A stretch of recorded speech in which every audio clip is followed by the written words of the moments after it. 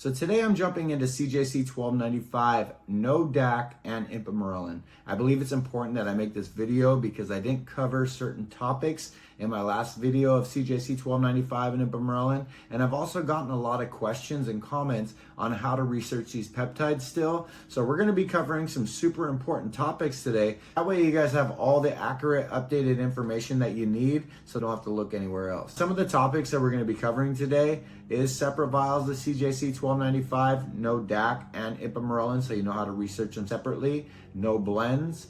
And we're also going to be covering storage because FDA has now banned peptides, going over if women should be researching CJC 1295 and ipamorelin. That being said, we have some very important topics that we're going to be covering today, and let's just jump into it. Just so you guys know, CJC 1295 is just a generic name for MOD-GRF. So if you guys are going to be researching CJC 1295 with no DAC separately with ipamorelin, then that's what you're going to be looking for. But we're just going to stick with CJC so there's nothing confusing, okay? Super important. I just want to go over separate vials. If you guys are researching CJC 1295 with no DAC and ipamorelin, then you guys want to research them in equal parts, all right? If you're doing 250 micrograms of CJC, you're going to want to do 250 micrograms of ipamorelin because they both hit different receptors in the body. The CJC is going to hit the pituitary gland, which is a GHRH, and ipamorelin, a GHRP, is going to hit a ghrelin hormone or the stomach area. I'm not going to oversaturate by doing equal parts. So it's very important that you guys understand, if you're going to do 250 micrograms of CJC, do 250 micrograms of ipamorelin. 500 micrograms of CJC, 500 micrograms of ipamorelin. Always do them in equal parts.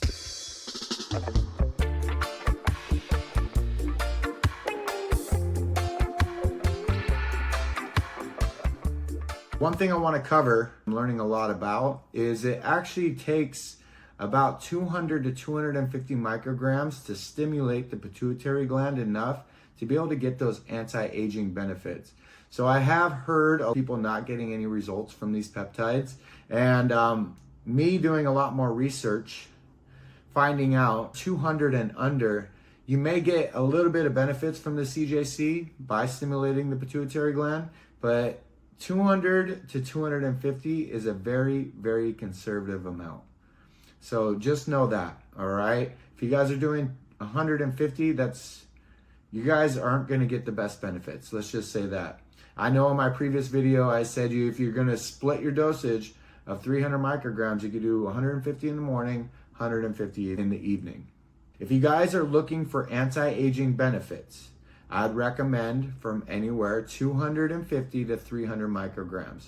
You're looking to burn some fat and build some muscle and overall just get metabolic with these things, I'd say 300 to 500 micrograms is great. I'm not saying everybody is going to get the most insane benefits from these peptides, but you're definitely going to want to do the correct amount, and you're definitely going to want to do all protocols to get the best benefits from these peptides. I'd say 250 to 300 is a good place to start. That's that. All right, so let's just get into this peptide storage. So FDA has now just banned peptides, so people are buying peptides in bulk. So that little freeze-dried powder that you see on the bottom, that's called lyophilized. That means it's freeze-dried and it is very stable. But I want you guys to know how to store your peptides so that way you get maximum longevity and stability. So if your peptides are in transit, room temperature, they're good anywhere from 2 to 3 months, okay? But it is recommended as soon as you receive your peptides that you put them in the refrigerator. If you keep them in a 4 Celsius or 39 Fahrenheit in your refrigerator, they can stay good for 1 to 2 years.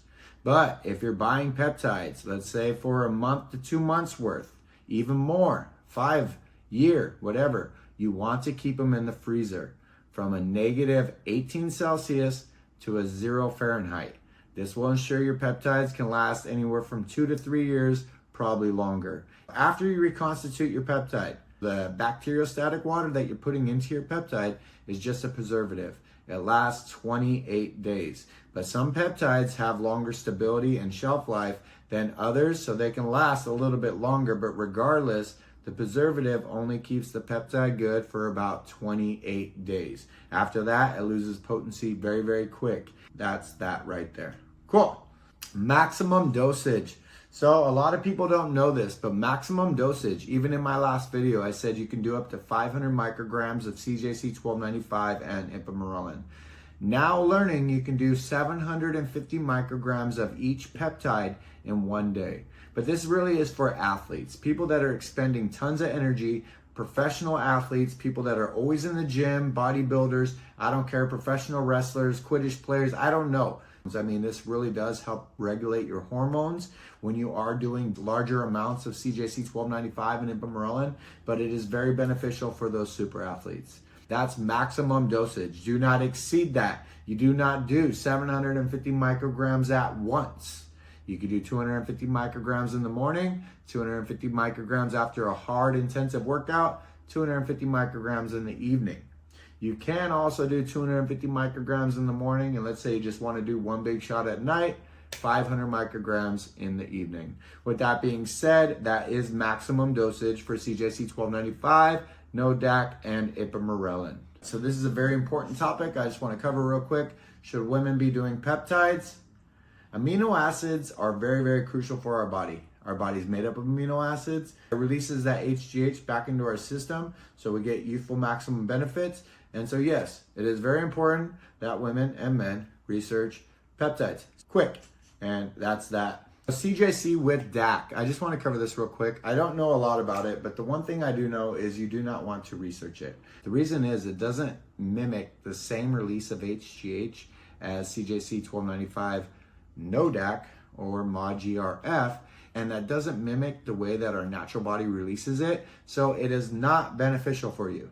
All right, it stays in the system longer. It's supposed to be out quick, so I wouldn't research it if I were you. Always make sure that you're researching your CJC 1295 with ipamorelin. Always make sure that you're researching tesamorelin with ipamorelin. Some